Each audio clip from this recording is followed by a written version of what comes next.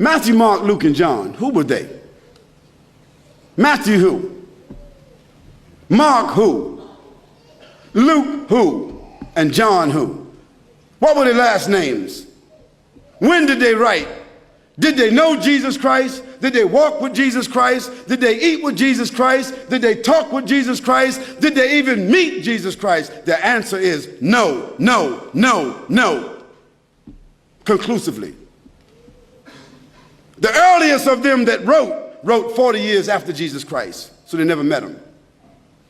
The last of them wrote 80 years after Jesus Christ, never met him. The other thing is, all of them seem to have written the gospel according to. Now, when you write a letter, do you sign it according to? According to is the third party.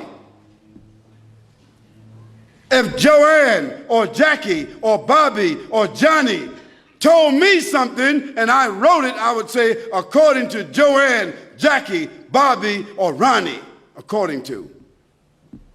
But those four people would not write a letter and in front of it say Jackie according to Jackie and not even write her last name.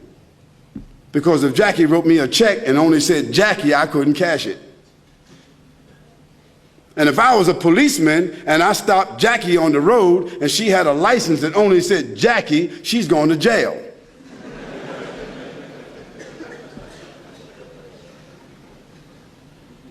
Where in the world is a document with only one name of four different writers that did not meet the one whom they're writing about?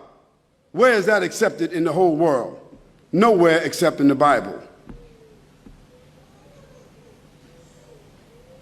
And the church fathers and the church writers and the Christian historians, they all agree that perhaps those four writers themselves were only pen names.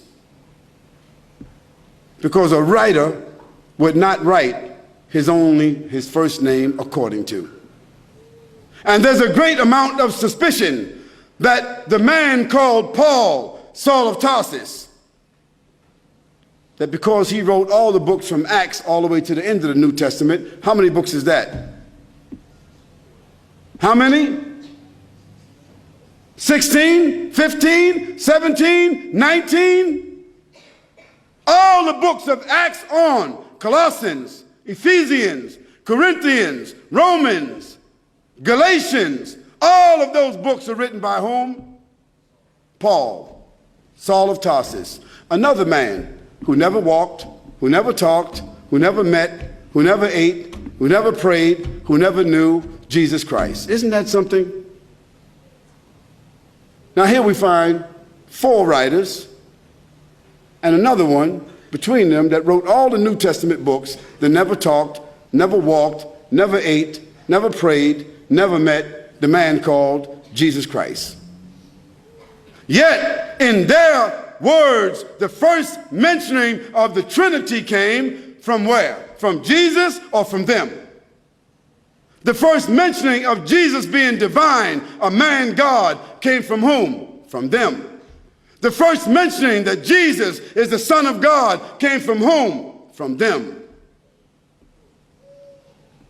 Jesus never said in his own words any such words, but it was the men who never met him, who claimed to have written, who didn't know their last names. And Paul, by the way, before he had that vision on the road to Damascus that only he saw and only he heard, guess what his occupation was? Do you know? He was a bounty hunter, a hunter of Christians, hunting them down like animals, binding them and bringing them to where? To Rome so that they could be executed.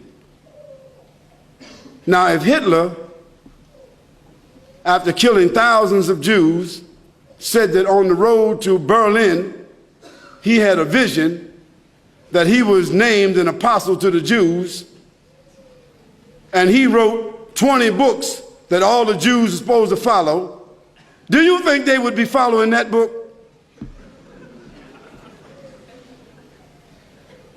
I don't understand how people just don't read history. This is not what Khalid said, so don't get angry with me. This is your own scripture, your own Bible scholars, their own church fathers. All of them agree that Paul never met Jesus, that Matthew, Mark, Luke, and John never met Jesus. By the way, they were not disciples.